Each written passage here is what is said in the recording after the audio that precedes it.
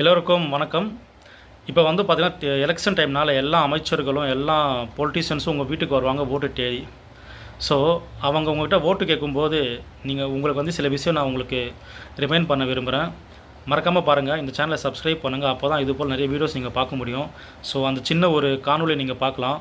So ஒரு அமைச்சர் எப்படி வருவார்னா, எங்களுக்கு மீண்டும் ஆட்சி அமைக்க ஓட்டு கேட்டு நாங்கள் வந்திருக்கிறோம் அப்படின்னு சொல்லி மிக பணிவோடு அவர்கள் உங்களிடம் கேட்பார்கள். அதுக்கு நீங்கள் சொல்ல வேண்டியது எல்லாம் ஒன்று தான். யாருக்கிட்ட வந்திருக்கிறாய் என்று தெரியுமா? எல்லா நலத்திட்டங்களையும் வெறும் உங்கள் தொண்டர்களுக்கு மட்டும் கொடுத்து ஏழை எளிய மக்களுக்கு அல்வா கொடுத்து நீ ஓட்டு கேட்கிறாயா? எல்லா ரேஷன் கார்டுகளுக்கும் 1000 ரூபாய் என்று சொன்னாயே, வெறும் உங்கள் தொண்டர்களுக்கு மட்டும் கொடுத்து விட்டு உனக்கு வேண்டுமா ஓட்?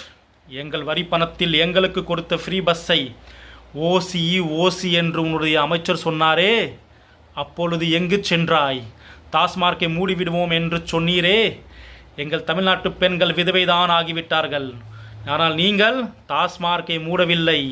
உங்களுக்கு வேண்டுமா ஓட்? மானம் சூறு சொரணை இல்லையா உனக்கு? உனக்கு வேண்டுமா ஓட்? சொல், யாரிடம் கேட்கிறாய் ஓட்? தேர்தல் வரும்போது மட்டும் எங்களுடன் இருக்கும் நீ மற்ற நேரங்களில் எங்களுடன் ஏன் இருக்கவில்லை? உமக்கு இன்று மட்டுமல்ல என்றுமே ஓட்டு இல்லை. வஞ்சகனே, என் கோபம் முற்றும் முன் இங்கிருந்து நீ ஓடிவிடு. ஓடு, உனக்கு இல்லை ஓட். நன்றி, வணக்கம். ஒரு புது கேண்டிடேட்டை உங்கள் தொகுதியிலேருந்து வந்து பார்த்தீங்கன்னா நீங்கள் சூஸ் பண்ணி வின் பண்ண வைங்க. கன்ஃபார்மாக அது ஒரு பெரிய மாற்றத்தை வந்து பார்த்தீங்கன்னா கொண்டு வரும். ஆல்ரெடி எம்எல்ஏவாக உள்ளவர்களை நீங்கள் வந்து பார்த்தீங்கன்னா வின் பண்ண வச்சிங்கன்னா அவங்க அதை மிஸ்யூஸ் பண்ணி தான் அந்த தொகுதிக்கு ராஜா என்று ஆட்டோமேட்டிக்காக அவர் எண்ணி வருகிறார்.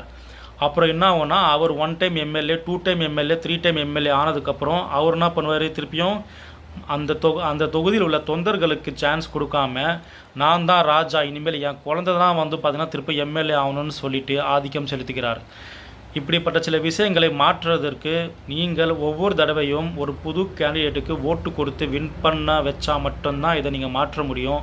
அப்போ தான் நம்ம அந்த சரித்திரத்தையே நீங்கள் வந்து மாற்றலாம். ஸோ அதனால் வந்து பார்த்திங்கன்னா உங்கள் தொகுதியில் அது எந்த கட்சியாக இருந்தாலும் பரவாயில்ல, ஆளுங்கட்சியாக இருந்தாலும் பரவாயில்ல, ஆப்போசிஷனாக இருந்தாலும் பரவாயில்ல, பழைய கட்சியாக இருந்தாலும் பரவாயில்ல, புதுசாக வந்த கட்சியாக இருந்தாலும் பரவாயில்ல, உங்கள் இடத்துல வந்து பார்த்திங்கன்னா ஒரு புது ஆள் எம்எல்ஏவாக நிற்கிறாரா, அவருடைய தாத்தா அப்பன் யாராச்சும் வந்து பார்த்தீங்கன்னா எம்எல்ஏவாக இருக்கக்கூடாது. அப்படி இருந்தாங்கன்னா ஓட்டு கொடுக்காதீங்க.